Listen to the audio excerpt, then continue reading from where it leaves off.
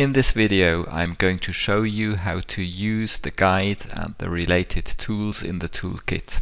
Hi, my name is Urs Gröbiel. I am director of the Swiss Educational Innovation Network, and I had the privilege to develop these tools together with colleagues from GIZ TVET and Energy programs. If you want to design and select a digital educational solution that supports your training in a cost-effective way, the e-training guide and the toolkit presented on this website can be of great help. Let's see how you can use these documents with your team. The e-training guide describes the steps that lead to a systematic selection of cost-effective solutions. I suggest that you start with this document. You will probably have to invest half an hour to understand which questions need to be addressed to design a digital solution that supports your specific situation, and also who you should involve to answer these questions. Once you know who you want to involve, the checklist might be a handy tool to guide a first group discussion. You can check together which questions are relevant for your situation, if your group is able to answer the questions, or if you need to add additional inputs from other people. Very often the checklist helps the participants to understand aspects that they did not think of. The template will be your main working document. Let's take a closer look at this. The template follows the structure of the e-training guide. Let me share with you a few considerations that I think will help you to go through the template together with the team. First, you start with the purpose of your project. You analyze the needs, or you reflect on the needs of your target groups, but also on the strategic goals. In a second step, you need to define the intervention area for the use of digital educational technologies and the scope of this use. So you describe your educational offer, you analyze the ecosystem, and then you describe the scope. You need to know how many learners, teachers, and other stakeholders you need to support with the digital educational technologies.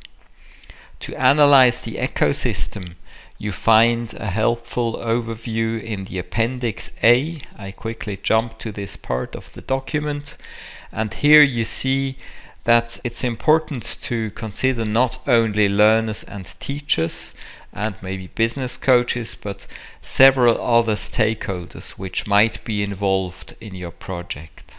So this overview might help you in the team to reflect which of these and also other stakeholders you need to support with your solution. So let's jump back to the document. Now you see in a third step, you consider possible approaches of digital educational technologies. Usually in the discussion, what I observe is that teams start with these possible approaches. Someone comes from a conference and suggests to use a certain tool, but I think it's very important not to start with the approaches, but to reflect on the purpose, on the intervention area and scope, and only then consider these approaches. In a next step, you analyze the potential and restrictions that you will have to deal with if you use digital educational technologies. You find an overview of the areas that you will analyze in Appendix B. I quickly jump to this part here. And here you see you've started with the purpose, with the goals. You have identified possible approaches, and now is the time to analyze very carefully your organization, the environment of your organization, the human resources, and the technologies. So let's take a quick look into the details of these three areas. In the organization, it's important to consider if you have management support and resources to support the use of technologies. It's very helpful to analyze the training organization. because most projects will have to train teachers and other stakeholders to use the technology in a meaningful way, and it's important to know which possibilities you already have in your training organization. Of course, geographical distribution is very important to see where you need to support communication with different locations. And I think it's very important to consider the organizational culture that will be very important to create innovation, for example, to deal with changes as you introduce technologies. In a second step, you analyze together the skills, experience and attitudes of students, trainers and all the stakeholders that will use the digital technology. Here again, it's not only important how they use the technology, which digital skills they have, but it's also important to analyze which communication skills they have, which teaching skills they have, etc. Finally, of course, you also analyze the infrastructure and technology. It's important to know which potential you can draw in this area, but also which restrictions you face. And here I encourage you to take a look at the institutions to see which hardware applications, software, etc. the institution is providing. Also which electricity, network possibility it has, and as well if there is already e-content, if you plan to use e-content. Sometimes teams forget to analyze the possibilities and the restrictions of the users. It's very important to have a clear understanding of how the different users use already digital technologies. Which percentage of the users can access technology? Can they use it in a meaningful way? Do they have access to internet connection, etc.? There are big differences in this area, and we need to analyze where we need to balance out inequalities to make sure that each learner has the same possibilities to reach the learning goals. This information, of course, is also very important as a basis for a thorough costing of our activities. After this context analysis, I encourage you to go back to the possible approaches that you have discussed before the analysis and to consider if you still think that these approaches are meaningful and that they will be effective. Very often, teams realize during the context analysis that the tool they wanted to use in the beginning is not really cost effective, and they have to reconsider to use another tool or to change the intervention area and scope. After this reflection, it's time to focus on the student view again. And there I encourage you to develop together a use case which describes which stakeholders will be supported by the digital technology that you plan to use. It's very important to describe this from the perspective of the learner, of the teacher, to describe the processes that you anticipate, to gain a common understanding as a team how you want to use the software. I think that this is a very important point because I often observe that teams focus on a platform, for example. They focus on the features of a platform that should be used and on the design of the platform. But it is very important to focus on the use of the platform in this example and to anticipate which problems users might have in using a tool or a platform or any approach you plan to deploy. Once you have a common understanding of the use of the platform, it's time to think about what is necessary to deploy the solution. For example, you will think about which training will be needed for trainers, which coaching will be needed, which hardware, software will be needed, so that the interaction and the processes described in the use case will be implemented in an effective way. In a second step, in the second chapter, you specify this solution, starting with the learning goals, describing learning activities, and only after this you will define the digital educational solution. So let's jump back to these 2 points. Similarly to chapter 1, it's important that you focus on the learning goals of the learners, on the different skills that they need to acquire, and to reflect on the learning activities that are needed to achieve these goals. If you use digital technologies, it's quite helpful very often to consider different scenarios in the classroom, in workshops, and also in self-directed learning.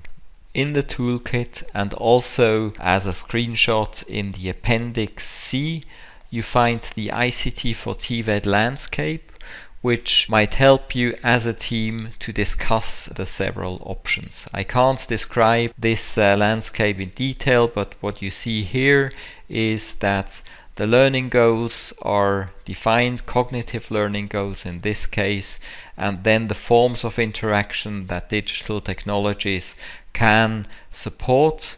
And in this field, you first focus on learning teaching activities, and after you've done this, you consider which tools will support or could support these learning and teaching activities. In this discussion, you will define the applications that you will use, platforms, synchronous, asynchronous, collaborative tools, etc. You will define also applications that support e-content production and management. And of course, as you will have seen in the context analysis of the infrastructure, you will have to define how you manage the interfaces of the systems that you have identified in the context analysis. Once you have defined the solution that you want to implement, it's time to reflect on the needed resources for organization and planning. Here it might be helpful to jump back to chapter 1.4, the theory of change, where you have defined outputs and activities and define which team members you will need, which roles and which tasks are needed to implement these activities and outputs, and then of course also to think about the different project phases. This overview is a very important basis for the next step for budgeting. In the toolkit you find another useful tool to support your budgeting. You also find a screenshot in Appendix D of this tool. It's the ICT for TVET costing framework. What you can see here are common cost drivers of projects. Most projects will have to invest some time and money into training and support, and it's very important to analyze, based on the scope that you have defined in chapter 1, how much training, coaching and support you will have to plan for. Depending on the project, you have considerable cost in the area of creation of e-content, and of course in the area of hardware and software acquisition and maintenance. During this costing project, you might come to the conclusion that the approach that you have voted for in the beginning is not realistic. It might be not cost effective. This might be a time to go back to chapter 1 and to take a look at the intervention area to see if it's feasible to support all the people that you planned to support with digital technologies, and of course to change your view on possible approaches. In the design, in the discussion of the learning and teaching activities and on the tools that you plan to use, you probably have discussed different tools that have similar functionalities, and the costing very often is a point where you go back in the document and consider different cheaper options which achieve similar effects that you have developed and discussed above. Based on the defined goals, solutions and context analysis, you will discuss and define risks and countermeasures to foster inclusion, privacy and sustainability. After you have discussed these issues with your team, you are in the place to define the requirements towards digital educational solutions that you want to purchase in the market. Let's turn back to our presentation. Up to now, I have introduced to you the e-training guide, the checklist for a first discussion, and now mainly the template for the e-training outline. During my explanation of the e-training outline, I have referred to the decision matrix for the context analysis, to the landscape to discuss digital solutions, and the costing framework. The last document I would like to introduce to you is the list of quality criteria to evaluate different digital educational solutions. This list supports you in the systematic definition of your requirements. It starts with the technology. In this example, it's the learning platform Moodle, and the very quick description of the purpose you plan this platform to be used for, and then in the next two columns you describe which preparation will be needed to achieve an effective use of this platform, and also which training and support will be needed. These two areas are project specific. They can't be defined by any platform that you find in the internet, because they really apply to your way how you plan to use the application, and this of course also has a huge effect on cost. Once you have defined requirements in the area of preparation and training, you can take a look at the quality of the software itself, of the solution itself, and in the end of this list you find a list of quality criteria that are described on many different websites and that you can check with reviews such as usability, technical specifications, but also software support, and of course product reviews, assessments of provider companies or the community. In your selection of digital educational technologies, it's very important not only to consider these general quality criteria, but also your requirements towards preparation and training of support if you use a certain tool.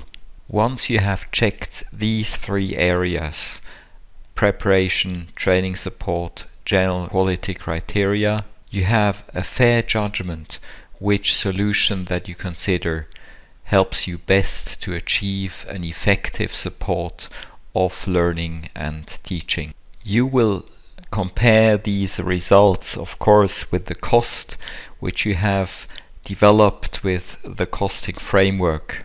The budget that you have developed with this tool not only shows you how much licenses you pay, for example, for an application, but it gives you the total cost of ownership, the cost that comes from preparation, from maintenance, from training support, that is needed to realize your solution.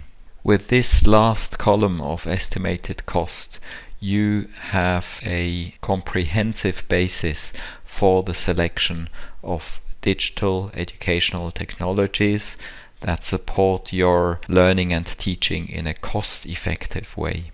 If you follow the steps described in the template, I believe that you have now developed a thorough description of requirements that you can apply in the selection of digital educational technologies. So, let's get started. If you have not done so, I suggest that you download the e-training guide and the toolkit on your computer, and that you start studying the guide to kick off the design and selection of digital educational technologies. I believe that these tools can help you designing and selecting a digital solution that really adds value to your training or capacity development.